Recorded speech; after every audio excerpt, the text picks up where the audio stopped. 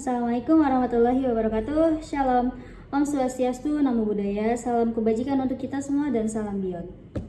Halo semuanya, aku mahasiswi BINUS University Online Learning BINUSian 2029 dengan jurusan Manajemen Bisnis. Pada video kali ini saya akan membahas ringkas mengenai the impact of business on the natural environment. Dan saya akan menjelaskan satu kasus nyata dari perusahaan global di mana sebuah perusahaan menyebabkan kerusakan lingkungan dan apa yang terjadi dan bagaimana penyelesaiannya.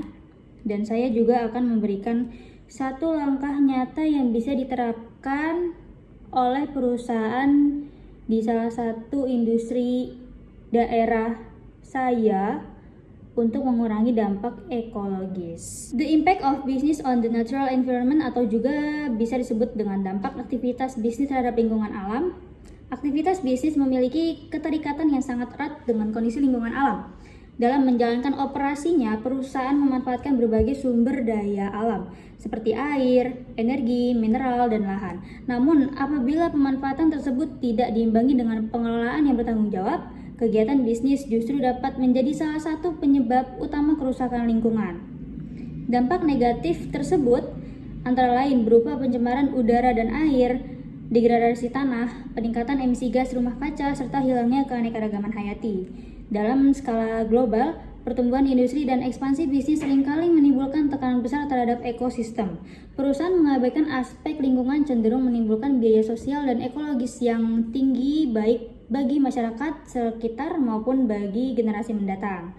Oleh karena itu, tanggung jawab lingkungan tidak lagi dapat dipandang sebagai isu tambahan, melainkan sebagai bagian integral dari strategi bisnis yang berkelanjutan. Baik, di sini saya akan memberikan salah satu contoh nyata yang saya ambil, yaitu bencana lingkungan akibat operasi pertambangan BHP di Brazil. Salah satu contoh nyata dampak negatif aktivitas bisnis terhadap lingkungan dapat dilihat pada kasus runtuhnya bendungan limbah tambang di Fundão pada Brazil di tahun 2015. Bendungan tersebut dioperasikan oleh Samarco, perusahaan patungan yang terkait dengan BHP Group, salah satu perusahaan pertambangan terbesar di dunia. Runtuhnya bendungan tersebut menyebabkan jutaan meter kubik lumpur limbah tambang mengalir ke pemukiman warga dan mencemari Sungai Doce yang merupakan sumber kehidupan bagi banyak komunitas lokal.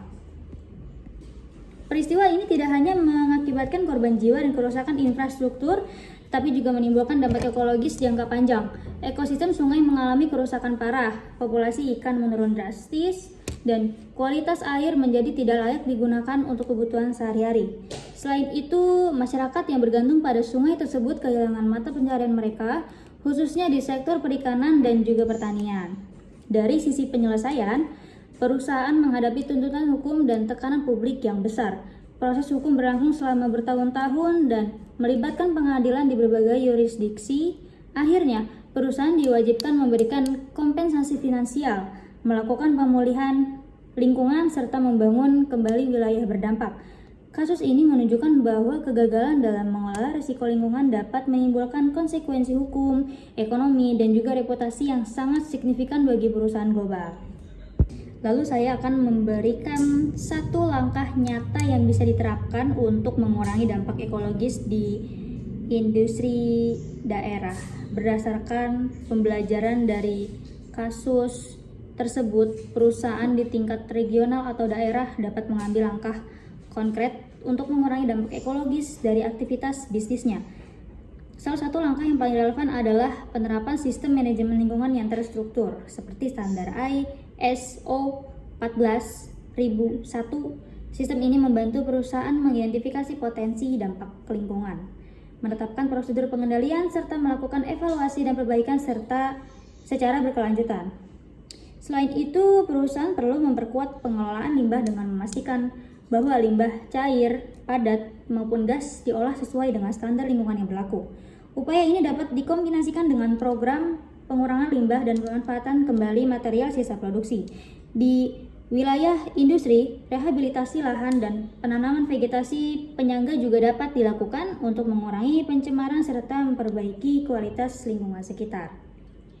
Langkah lain yang tidak kalah penting adalah peningkatan efisiensi energi dan juga pengurangan sumber energi yang lebih ramah lingkungan.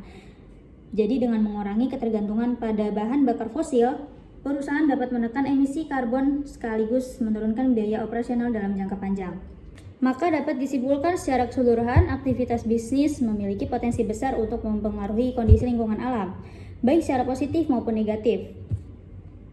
Kasus kerusakan lingkungan akibat teruntuhnya bendungan tambang di Brazil menjadi bukti bahwa kelalaian dalam pengelolaan lingkungan dapat menimbulkan dampak luas yang sulit dipulihkan.